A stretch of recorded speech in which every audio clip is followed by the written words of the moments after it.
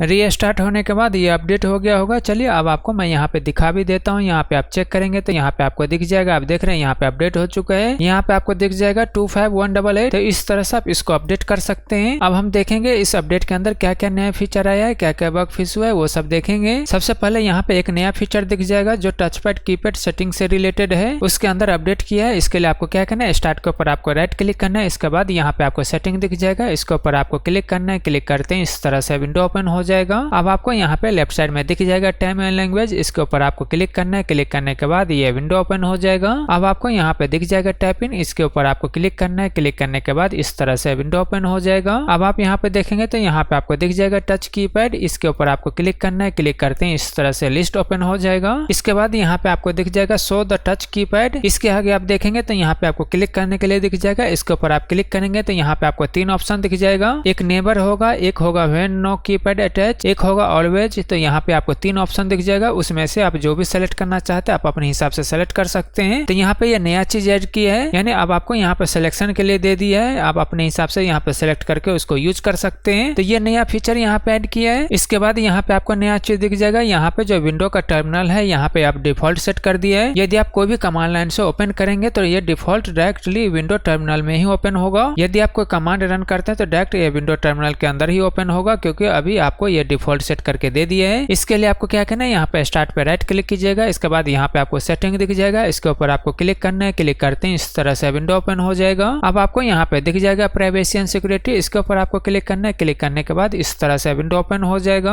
अब आपको यहाँ पे दिख जाएगा फॉर डेवलपर, इसके ऊपर आपको क्लिक करना है। क्लिक करते हैं इस तरह से विंडो ओपन हो जाएगा। अब आप यहाँ पे देखेंगे तो यहाँ पे आपको दिख जाएगा टर्मिनल, यहाँ पे आप देख रहे हैं यहाँ पे आपको टर्मिनल दिख जाएगा। यहाँ पे आप देखेंगे तो यहाँ पे आपको क्लिक करने के लिए दिख जाएगा। तो अब आप यहाँ से सेलेक्ट कर सकते हैं, यदि आपको विंडो टर्मिनल के अंदर चाहिए तो यहाँ पे आप इसको सेलेक्ट कर लीजिएगा। तो इस तरह से आप विंडो टर्मिनल सेलेक्ट कर सकते हैं। यदि आप विंडो कंसोल होस्ट करना चाहते हैं तो इसको आप सेलेक्ट कर सकते हैं, लेट विंडो डिसाइड, इसके ऊपर आप क्लिक करना चाहते हैं तो यहाँ से क्लिक करके सेट कर सकते हैं। तो यहाँ पे ये चीज यहाँ पे आपको दे दिया है। अब आप अपने हिसाब से यहाँ पे इसको सेलेक्ट कर सकते हैं। तो ये नया चीज यहाँ पे ऐड किया है। इसके बाद यहाँ पे आपको वाईफाई और वीपीएन प्रॉपर्टी पेज सेटिंग के अंदर यहाँ पे लिंक ऐड करने के लिए दे दिया है। एडवांस प्रॉपर्टी के अंदर यहाँ पे आपको लिंक ऐड करने के लिए दिख जाएगा। तो ये चीज यहाँ पे नया ऐड किया है। इसके बाद यहाँ पे टास्क बार ओवरफ्लो का जो इशू आ रहा था, इस इशू को भी यहाँ पे फिक्स कर दिया है। इसके बाद यहाँ पे रिकमेंडेड के अंदर यहाँ पे केवल 2 रो ही आ रहा था, तो इस इशू को भी यहाँ पे फिक्स कर दिया है। इसके बाद नरेटो मिस्टेक का जो इशू आ रहा था उस इशू को भी यहाँ पे फिक्स कर दिया है। इसके बाद यहाँ पे फाइल एक्सप्लोरर.exe क्रैश हो जाता था, तो इस इशू को यहाँ पे फिक्स कर दिया है। इसके बाद यदि आप लाइट मोड से डार्क मोड या डार्क मोड से लाइट मोड के अंदर आप स्विच करते थे तो यहाँ पे एक्सप्लोरर जो ओपन होता था ये डिस्टर्ब हो जाता था, यहाँ पे कुछ इशू था, तो इस इशू को यहाँ पे फिक्स कर दिए है। इसके बाद यदि आप कोई यहाँ पे फोल्डर ओपन करने की कोशिश करते थे तो यहाँ पे ये exe क्रैश हो जाता था, यानी एक्सप्लोरर.exe क्रैश हो जाता था, तो इस इशू को यहाँ पे फिक्स कर दिया है। इसके बाद यदि आप यहाँ पे सर्च पे क्लिक करते थे तो यहाँ पे ये लॉन्च नहीं हो पाता था, ये विंडो ओपन नहीं हो पाता था, तो इस इशू को भी यहाँ पे फिक्स कर दिया है। इसके बाद जो डिटेक्टर डिस्प्ले का जो सेटिंग था पहले यहाँ पे बाहर में दिया हुआ था, अभी आपको दिख जाएगा यहाँ पे इसके अंदर ही, यानी डिस्प्ले सेटिंग के अंदर ही दे दिया है। इसके लिए यहाँ पे आप देखेंगे तो यहाँ पे आपको मल्टीपल डिस्प्ले दिखेगा, इसके ऊपर आप क्लिक करेंगे तो इसके नीचे यहाँ पे डिटेक्ट करने के लिए दिख जाएगा। पहले ये चीज बाहर था तो अभी आपको यहाँ पे इसके अंदर ही दिख जाएगा। तो यहाँ पे ये चेंजेस किया है। इसके बाद यहाँ पे जो व्यू बटन है यहाँ पे इसको एडजस्ट किया है। पहले यहाँ पे ये मिसमैचिंग आ रहा था, प्रॉपर तरीके से नहीं आ रहा था, तो इस इशू को यहाँ पे फिक्स कर दिया है। इसके बाद यहाँ पे जो सीपीयू यूजेज का इशू था तो यहाँ पे सही से ये एडजस्ट नहीं हो पाता था, तो इस इशू को भी यहाँ पे फिक्स कर दिया है। इसके बाद यहाँ पे आप देखेंगे तो सर्विस के अंदर यहाँ पे कलर सही से नहीं आ पाता था, तो इस इशू को भी यहाँ पे फिक्स किया है, यहाँ पे फाइन ट्यूनिंग किया है। इसके बाद .NET फ्रेमवर्क 3.5 का कुछ इशू है, तो इस इशू को भी यहाँ पे फिक्स कर दिया। अभी भी कुछ इशू बाकी है जो नेक्स्ट अपडेट में यहाँ पे फिक्स करेगा। यदि आप खुद से इस प्रॉब्लम को फिक्स करना चाहते हैं तो आपको क्या करना है, .NET फ्रेमवर्क 3.5 इंस्टॉल करके फिक्स कर लेना है, यानी तो इससे ऊपर वाला वर्जन आप अपडेट कर लीजिएगा, उन दोनों को अपडेट करके इस इशू को फिक्स कर सकते हैं। इस अपडेट में यही मेन था, बाकी मैं आपको बता चुका हूँ। फिर भी यदि आप नोट देखना चाहते हैं तो यहाँ से आप इसका नोट देख सकते हैं, यहाँ पे आपको वही सारा डिटेल दिख जाएगा जो आपको मैंने बताया है। इसके अलावा भी यहाँ पे बहुत सारा बग फिक्स हुआ है, वो सब यहाँ पे आपको दिख जाएगा, यहाँ पे आपको सारा डिटेल दिख जाएगा। यदि आप पढ़ना चाहते हैं तो यहाँ से आप इसको पढ़ सकते हैं, क्या क्या फिक्स किया है, यहाँ पे आपको सारा कुछ डिटेल दिख जाएगा। और प्लीज गाइस चैनल को सब्सक्राइब करें, लाइक करें, शेयर करें। Thank you.